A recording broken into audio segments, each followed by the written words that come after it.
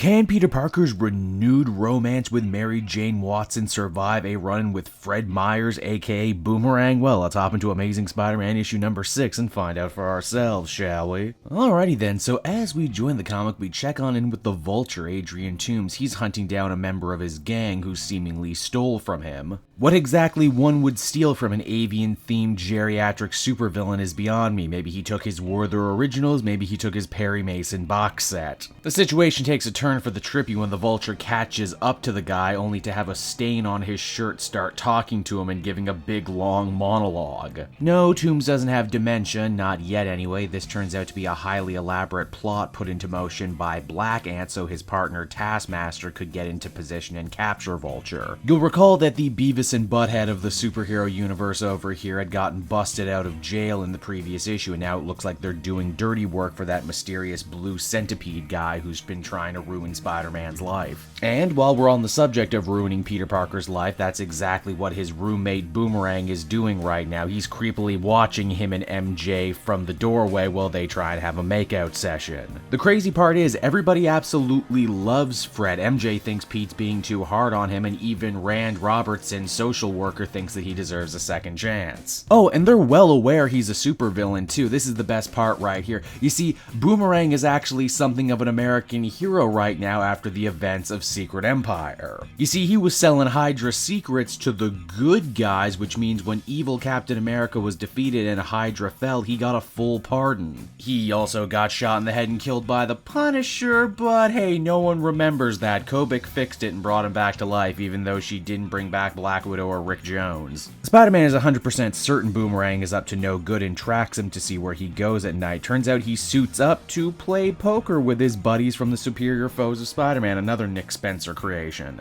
Yes, it would seem these motley crew of D-list supervillains are back to being best buddies again. Some of them even had to go to couples counseling to get over the fact that Fred, betrayed them, called the cops, and tried to kill them in the criminally underrated Superior Foes solo series. Another thing that absolutely infuriates Peter is how much Fred milks his stories involving Spider-Man. And why shouldn't he be mad? Not only are the stories so completely self-aggrandizing, but he gets all his Spider-Man facts wrong, which Peter is quick to correct him. Luckily, Pete does have the cover of being Spider-Man's former photographer to explain why he's such an expert, and when Boomerang catches wind of this, he has a wonderfully awful idea. You see, Pete's still out of work right now and desperate for rent money, so Boomerang invites Peter to the freaking bar with no name, the supervillain bar du jour in New York City. Why, you might be asking? Well, it's trivia night, of course, but Spider-Man trivia to be exact, and Parker is obviously a ringer. At first, Pete doesn't want to do it. Heck, he doesn't even want to stand so close to all these supervillains who would slit his throat if given the opportunity, but when his spider sense helps him overhear plans to hit a major target that same night, Peter figures he better stay and gain more information on this upcoming heist. Obviously, he cleans up at trivia. I mean, it is his life after all. This also gives Nick Spencer an opportunity to show just how much Spider-Man trivia he himself knows. But the best part is still yet to come. Boomerang takes a trip to the bathroom where we discover he's actually been working for the Kingpin this whole time. But because he's a massive jerk-ass, he's not playing by old Willie's rules. The Kingpin gets fed up and decides to put a massive bounty out on Boomerang's head. A bounty so big it's going to make a lot of costume villains forget the most cardinal rule of the bar with no name, and that is don't spill any blood inside. That means as the comic winds down, our hero is quite literally trapped in the villain's den on all sides, and he has no idea just how screwed he truly is. So that was Amazing Spider-Man issue number 6, everybody, and overall I thought it was a wonderful throwback to the Superior Foes of Spider-Man. It was brisk, it was sharp, it was funny. It celebrates obscure Spider-Man factoids and history while also moving along the story that Nick Spencer started in the Free Comic Book Day issue of Amazing Spider-Man. It's also fun for Peter Parker as a character to really kind of see how the other half in New York lived for a little bit and discover that, man, you know what, under the right circumstances, I might actually enjoy hanging out with a lot of these villains. They have a real sense of community. They're lovable losers, and I'm a lovable loser too.